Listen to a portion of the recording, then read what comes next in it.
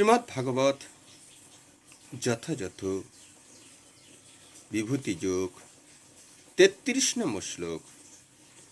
অক্ষর নামাকিরস্মি দুন্দু সমস্যি কস্যচ অহম মে বাক্ষয় কাল ধত্তহং বিশ্বত্বমুখ।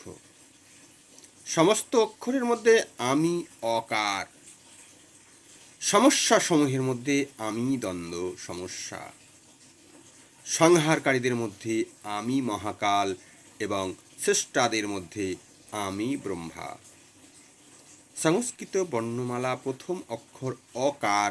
বৈদিক সাহিত্যের প্রথম অক্ষর অকার ছাড়া কোনো শব্দের উচ্চারণ সম্ভব নয়।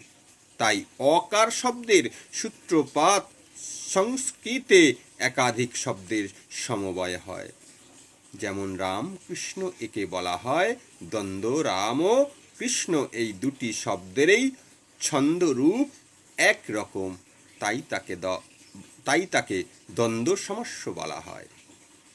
সমস্ত বিনাশকারীদের মধ্যে কালই চরম, কারণ কালের প্রভাবে সব কিছুই বিনাশ হয়।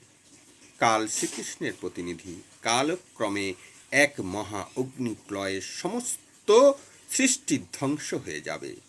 যে সমস্ত জীবেরা সৃষ্টিকার্যে নিযুক্ত তাদের মধ্যে চতুর্মুখ ব্রহ্মার প্রধান, তাই তিনি ভগবানের শ্রীকৃষ্ণের প্রতিনিধি।